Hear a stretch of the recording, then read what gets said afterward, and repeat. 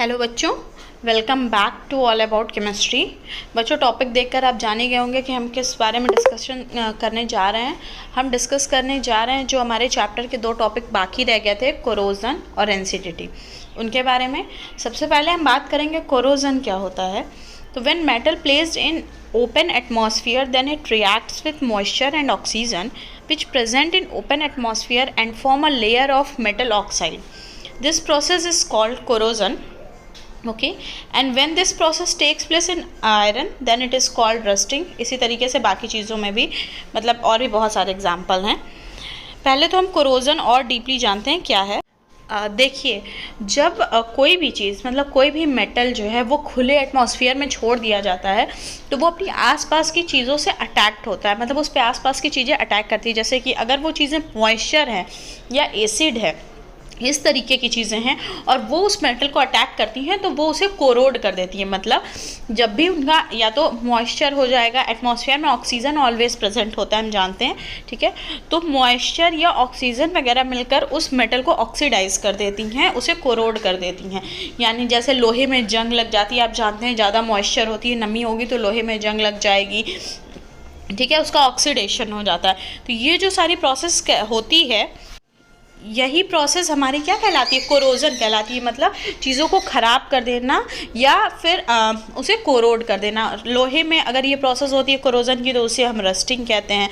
इसके अलावा भी बहुत सी चीज़ों में ये सारे प्रोसेस होते हैं। लेकिन जब फूड मटेरियल में ये प्रोसेस होता है, मीन्स अगर फैट या ऑयल जो है वो ऑक्सीडाइज हो जाते हैं खुले में रखने से, उनकी स्मेल चेंज हो जाती है, उनका कलर चेंज हो जाता है, उनका टेस्ट ख़राब हो जाता है, तो उस प्रोसेस को हम क्या कहते हैं, उस प्रोसेस को हम रेंसिडिटी कहते हैं। मीन्स कोरोजन के अंदर आता है क्या, रस्टिंग हुआ, रेंसिडिटी हुआ, ये सब कुछ कोरोजन के अंदर आएगा। कोरोजन के एग्जाम्पल्स आप समझ लीजिए, जस्ट लाइक ओके। जैसे अगर हम कोरोजन के एग्जाम्पल्स और जो होते हैं उनकी बात करें, जैसे सिल्वर, चांदी होती है, चांदी की पायल घर में मम्मी लोग पहनती हैं या कोई पहनता है, तो आप देखते हैं धीरे धीरे जब वो पुरानी होती है तो वो ब्लैक कलर की हो जाती है। हम वापस से उसे साफ़ करते हैं तो वो फिर से चमक जाती है। मतलब वो जो ब्लैक कलर होता है वो इसलिए होता है क्योंकि मेटल जो है वो एटमॉस्फेयर की ऑक्सीजन से या पानी से, इन सब से मिलकर कोरोड हो जाता है और उसमें कोरोजन की प्रोसेस आ जाती है। फिर आयरन में यही चीज़ होती है, रेडिश ब्राउन कलर की रस्टिंग, जिसे हम जंग लगना भी कहते हैं। कॉपर में जब ये प्रोसेस होती है तो वो ग्रीन कोटिंग होती है। मंदिर में जो बर्तन रखे रहते हैं हमारे पूजा घर में, वो देखिए अगर बहुत दिनों तक रखे रहें, गंदे रहें, उन्हें साफ़ ना किया जाए तो वो कॉपर का कलर धीरे धीरे ग्रीन होने पड़ने लगता है।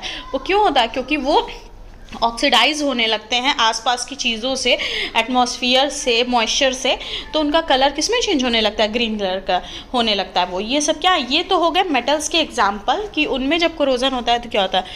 अब हम अगर बात करते हैं रेंसिडिटी की, मीन्स अगर फूड मटेरियल में ये प्रोसेस हो, लेकिन यही चीज़ जब हमारे खाने पीने की चीज़ों में होती है, दैट मीन्स ऐसी चीज़ें जिनमें ऑयल होता है, फैट होता है, उन्हें अगर हम खुले में छोड़ देते हैं तो क्या हो जाता है, वो ख़राब हो जाती हैं, सड़ जाती हैं। तो साइंस की लैंग्वेज में उन्हें ही हम रेंसिडिटी कहते हैं।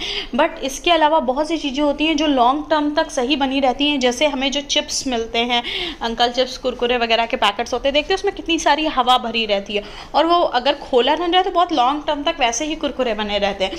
तो उसमें भरी जाती है नाइट्रोजन गैस, ताकि वो रेंसिड ना हो या उनमें रेंसिडिटी की प्रोसेस ना हो, ठीक है, और वो सॉफ्ट ना हो जाए। इसी तरीके से अचार वगैरह होते हैं, उनमें हम कई तरीके के एसिड यूज़ करते हैं ताकि वो रेंसिड ना हो, ओके।